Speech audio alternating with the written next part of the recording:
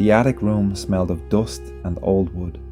Afternoon light slanted through the window, catching on drifting motes. Lila had been working through her grandfather's belongings for 2 hours now, 3 weeks after the funeral. The boxes surrounded her, cardboard and cedar filled with the ordinary accumulations of a long life. Sweaters folded with precision, books on local history and gardening, a collection of fountain pens arranged in a velvet-lined case, everything in its place. Her grandfather had been that sort of man, methodical and careful, someone who believed disorder was simply order, waiting to be discovered. She reached for another box, smaller than the others, tucked behind photograph albums. Inside, wrapped in cloth, lay a wooden case no larger than a jewellery box. The wood was dark with age, smooth under her fingertips, worn down by handling. A brass clasp held it shut. She opened it. The bundle rested in faded velvet, wrapped in yellowed linen. She unwrapped it carefully, surprised by its weight. A stone, worked smooth and purposeful, oval dark grey, cool despite the warm afternoon. A symbol had been carved into its surface, the lines deep and confident, not quite a letter, not quite a picture, something that suggested growth and movement, like branches intertwining or water flowing around stone. Lila sat very still. Her grandfather had never mentioned anything like this. In all their evenings together, all his stories about the town's history and the old families, never once had he spoken of carved stones or unfamiliar symbols. She reached back into the case and found paper tucked against the side. A card, thick and slightly yellowed. The Hound's Inn, it read in simple black letters. Below that, an address she did not recognise, somewhere north in the hill country, nothing else. The light had shifted, throwing longer shadows. Lila turned the stone in her hand, feeling the grooves of the symbol, and tried to reconcile this discovery with the man she thought she knew. Lila Morgan. Retired schoolteacher, amateur historian, gardener of some local renown, a man who had helped raise her after her parents died, who had taught her to identify birds by their calls, who had seemed in all ways complete, knowable. But this stone, this card suggested something else, some part of him that had existed outside her understanding. The realization settled uneasily in her chest, a sense of distance opening where she had believed there was none. She wrapped the stone carefully back in its linen but kept it out of the box. The card she slipped into her jacket pocket. Around her, the other boxes waited, full of ordinary things, but this was different. This demanded attention. The Hound's Inn. She turned the name over in her mind, testing it for recognition. Nothing came. Just the name itself, simple and strange, and the address pointing north into country she had never had reason to visit. She could ignore it. Pack the stone away, discard the card, continue with the practical work. But the careful hiding of it, the weight of the stone, the way the symbol caught the light, these things were a question he had left behind. Perhaps the only question he had ever posed that she could not answer with what she already knew about him. The attic had grown cooler. She stood slowly, the wrapped stone in one hand, and looked down at the scattered boxes. They could wait. She descended the narrow stairs. In the kitchen, she made tea she did not drink and watched the last light drain from the sky. The house felt different now, as if her grandfather's absence had shifted from simple loss into something more complex. By the time full dark had settled over the valley, Lila had made her decision. She would go north. She would find this Hound's Inn and ask about a stone and a man who had kept secrets even from those he loved most. What she might find there, she could not guess, but the stone sat quietly on the kitchen table, and the card in her pocket felt like a map to somewhere she had never known existed. The road had narrowed to a track when Lila saw the inn through the trees. Evening light slanted between the trunks, catching on moss and gathering mist. She had driven for hours without seeing another car, and now here it was, the Hound's Inn, exactly as the card had named it. The building sat in a clearing ringed by old oaks, stone and timber, weathered but solid, with amber glowing windows. Smoke rose from the chimney in a steady column. Beyond the clearing, darker shapes pressed against the hillside, standing stones perhaps. She parked and sat for a moment, the carved stone cool in her jacket pocket. She had unwrapped it twice during the drive, turning it over as if repetition might reveal something she had missed. The inn's door opened before she reached it. The woman in the doorway was older, grey hair pulled back, her face lined in a way that suggested long years of watchfulness rather than wear. She wore a simple wool dress with a linen apron tied at the waist and regarded Lila with something close to recognition. "Miss Morgan," she said. Lila stopped. "You were expecting me?" "Not expecting." The woman stepped back and gestured her inside. "But not surprised either. Please, you've come a long way." The common room wrapped around her like something familiar. Low beams overhead, dark with age, a fire burning in a stone hearth, tables and chairs arranged with the ease of long use. The air smelled of wood smoke and something cooking, bread and herbs she could not name. "I'm the innkeeper here," the woman said. "You can call me that, or Mara if you like." Lila turned toward her. "How many people come here?" "Enough." The innkeeper moved toward the fire, though not many arrived with questions written so clearly on their faces. "Tea?" "Please." Lila followed, unsure whether to sit or stand. "You said my name. You knew I was coming." "I know who you are." The innkeeper lifted a kettle from a hook by the fire and poured water into a waiting pot. "Your grandfather spoke of you. Not often, but enough." The words settled sharp in her chest. "You knew my grandfather." "Elias Morgan, yes. He came here when he needed to." The innkeeper measured tea leaves into the pot. "Not often, but often enough. He never mentioned this place." Lila drew out the wrapped stone. "I found this in his study, hidden, with a card that had the inn's name and nothing else." The innkeeper glanced at the bundle but did not reach for it. He wouldn't have mentioned it. Why not? The innkeeper poured tea into 2 cups before answering. "Some things are kept quiet." "What things?" Lila unwrapped the stone and held it so the firelight caught the carved symbol. "What is this? What was he doing here?" The innkeeper looked at the stone for a long moment. Then she handed her a cup. "Your grandfather paid attention," she said. "More than most." Lila frowned slightly. "That's not an answer." "No." The innkeeper settled into a chair by the fire. "It's the beginning of one." Lila turned the stone in her hand. "You're saying he came here for...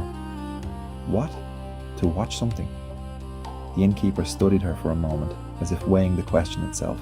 "Some places need looking after," she said at last. "Not in any grand way.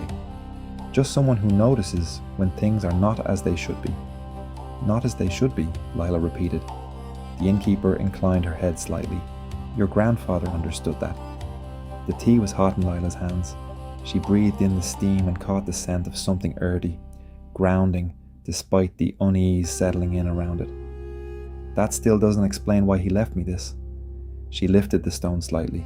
"Why send me here if no one will tell me what it means?" "I didn't say no one would tell you."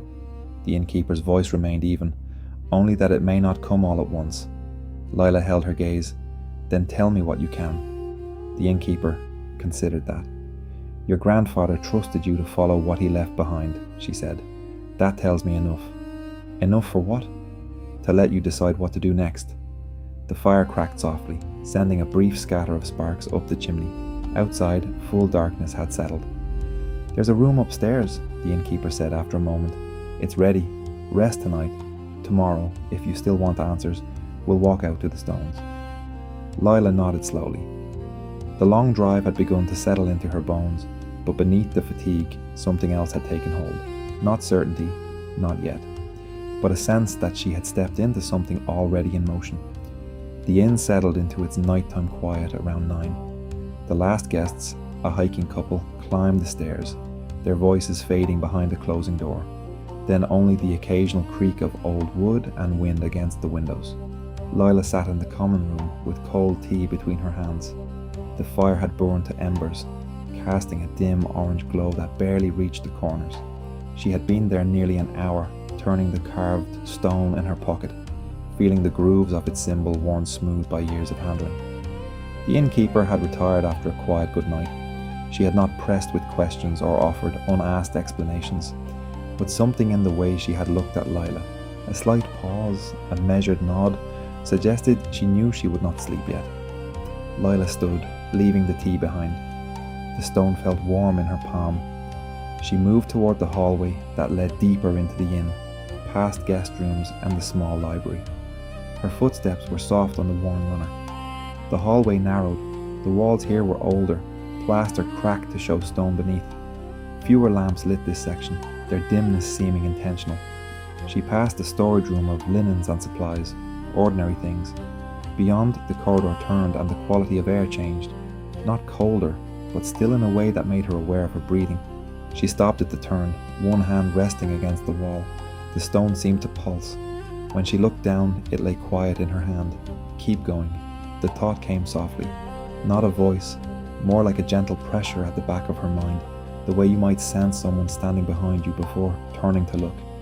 She had felt it twice before, in her grandfather's study when she found the hidden compartment, and earlier that day while speaking with the innkeeper, when she had nearly stopped asking questions. Both times brief, a suggestion, not a command, but unmistakable. "Grandfather," she whispered. No answer, only the stillness and that quiet sense of direction, not pulling, simply there. She turned the corner. The corridor ended in a heavy wooden door, locked. She stood, uncertain. The presence felt stronger here, as though she had reached something meant to be found. She pressed her palm against the wood. Old oak, solid, the grain dark with age. The carved stone in her other hand grew warmer, a steady heat now. A soft sound made her turn. The innkeeper stood at the far end of the corridor. She did not look surprised. She approached slowly, her steps quiet on the worn floor. "This part of the inn isn't used much anymore," she said quietly. "Not by guests. But my grandfather came here." Not a question. "He did. What's behind this door?" The innkeeper studied her for a long moment. In the lamplight, her face showed its years, lines at the eyes, the mark of time rather than wear. Her gaze remained steady. "What do you feel?" she asked. Lila tightened her grip on the stone. "I feel like he's here, like he's trying to show me something." "Then perhaps he is." "That's not an answer." "No," the innkeeper said, "but it's true all the same." She drew a key from her pocket, iron, old-fashioned. She held it out, but when Lila reached for it, she did not release it immediately. "Your grandfather understood that some things can't be explained before they're experienced," she said. "That knowing comes from standing in the right place at the right time." She let go of the key. "You're standing in the right place. And is this the right time?" "That isn't for me to say." The innkeeper stepped back, giving her space. She did not leave. She stood at a quiet distance, her expression patient, touched with something like understanding. Lila turned back to the door. Her heart beat faster, steady and insistent. The presence felt close now, not behind her, but just beyond the door, waiting, familiar in a way that tightened her throat. She fit the key into the lock. It turned smoothly, well-oiled despite its age. The mechanism clicked. The door opened without a sound, revealing darkness beyond. The stone warmed once in her hand, clear and certain. Lila took a breath and stepped through. The darkness beyond the door gave way slowly as Lila stepped inside. The air felt different here, still and undisturbed, as if the room had been sealed against time rather than neglect. She switched on the lamp beside the door. Its light spread across stone and timber, revealing a space that felt both smaller and deeper than it should. A single window faced the woods, moonlight filtering through glass that rippled like water. There was little furniture, a table, 2 chairs, shelves along one wall. Everything was arranged with quiet intention. Lila let the door rest open behind her. She did not look back. The carved stone in her hand held a steady warmth now, no longer subtle. She crossed to the table. The shelves held perhaps 24 books, their spines worn but well kept. Between them sat other objects, stones marked with symbols like the one she carried, dried herbs tied with cord, and a few small wooden boxes, their surfaces smoothed by years of handling. Nothing unusual at first glance, only a sense that each thing had been placed with purpose. On the table lay a journal, positioned as if meant to be found. Lila hesitated, aware she stood at a threshold. Once she opened it, something would change. She sat down. Outside, an owl called, and another answered from deeper in the woods. The journal's cover was soft leather, darkened by years of handling. When Lila opened to the first page, she recognized her grandfather's handwriting immediately. Not the unsteady script of his final years, but the firm, clear hand from her childhood. The entries were not dated in any ordinary way. Instead, each began with notes on the moon's phase or the position of stars. The writing moved between observation and reflection, recording walks through the woods, conversations with unnamed people, descriptions of stone circles scattered across the land. Her grandfather wrote about boundaries, not the kind drawn on maps, but older ones, kept through awareness and care. He described places where the land seemed to hold its shape more clearly. He noted the health of the woods, the movement of animals, the flowering of plants that grew nowhere else. Nothing suggested urgency. It read like the work of someone who understood that importance often looked like patience. Halfway through, Lila found a loose page, folded once. A hand-drawn map showed the area around the inn. Stone circles were marked, along with springs, old trees, places where paths converged. Lines connected certain points, forming patterns like the symbol carved into her stone. At the bottom, in her grandfather's writing, the work continues in silence. What is preserved must remain unmarked by those who would turn it into spectacle. We are keepers, not owners, witnesses, not masters. Lila pressed her palms flat against the table. She thought of her grandfather's silences, the way he had sometimes stood at the edge of their garden at dusk, perfectly still, as if listening to something she could not hear. The stone in her pocket felt heavier. She drew it out and placed it beside the journal. In the lamplight, the symbol seemed to shift, though it might have been only shadow. She did not feel his presence as anything dramatic. No chill, no sudden certainty, only a quiet sense of recognition, as if something in her had always known this room existed. Lila moved to the window. The woods stretched away under moonlight, calm and watchful. Somewhere out there stood the stone circles, still marking boundaries that mattered to someone. To the few who kept the old knowledge alive through the simple act of noticing, generation after generation. She did not know yet if she could accept what her grandfather had carried. But standing in this quiet room, surrounded by the careful record of his work, she understood that the question had changed. It was no longer whether she believed, it was whether she could learn to see what he had seen, to notice what he had noticed. The lamplight shifted slightly as she turned back to the table. The room felt settled now, no longer empty. Morning light found Lila standing at the back window of the inn. She had not slept. The darkness had thinned from black to grey, and now the first pale light spread across the fields. The stone circles were visible now, shapes darker than the surrounding fields, patient and unmoving. She held the carved stone in her palm, her thumb tracing the worn symbol. Her grandfather's hands had done the same, perhaps standing in this very place. The thought steadied something that had been unsettled since she first unwrapped the bundle. The floorboards creaked behind her. The innkeeper moved quietly across the room, her presence felt before it was seen. "Couldn't sleep?" she asked, though her tone suggested she already knew. "I don't think I tried." Lila kept her gaze on the window. The horizon was beginning to separate itself from the land. "How long did my grandfather come here?" "Long enough." The innkeeper came to stand beside her, close enough that Lila could catch the faint scent of wood smoke that lingered in the inn. "He was younger than you when he first arrived, older when he last left." Lila turned the stone in her hand. The things in that room, the maps, the journals, they go back years, but they don't explain anything. Not really. They never say why. The innkeeper was quiet for a moment, her gaze fixed on the distant stones. "Your grandfather asked the same thing once," she said. "I gave him the same answer. Some things are kept by being done, not by being explained." "That's not an answer." "No," the innkeeper said, "but it's what there is." Lila felt something tighten in her chest. Frustration, grief, the ache of standing close to understanding without being able to reach it. "I felt him yesterday," she said quietly. "In that room, not like a memory, like he was there showing me where to look." The innkeeper nodded, as if this were nothing unusual. "The ones who carried it before don't leave entirely," she said. "They remain in the places they tended, not as ghosts, more like the warmth that lingers after a fire has gone down." The sky was brighter now, the shapes of the stones clearer, the grass around them dark and thick. "I don't know if I can do this," Lila said, "whatever this is." "Your grandfather said the same thing. Did he mean it?" "At the time, yes." The innkeeper's expression softened slightly. "The doubt doesn't go away. It just becomes something you carry alongside the work." Lila thought of the journals, the careful observations, the maps marked with quiet intention. She thought of the last time she had seen her grandfather, when he had told her to trust her instincts. Something had shifted in the past 3 weeks, in the reading, in the walking, in standing in that room where his presence had felt so near she had to stop and steady herself. "The stone," she said, "it's a marker, isn't it? Not for a place, for a person." The innkeeper gave a small nod. "Your grandfather carried that stone for many years.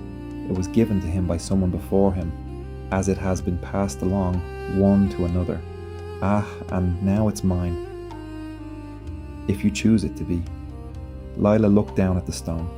The symbol caught the growing light, its carved lines casting fine shadows. She could give it back, walk away from the inn, from the journals, from the quiet weight of something she did not fully understand. The innkeeper would not stop her.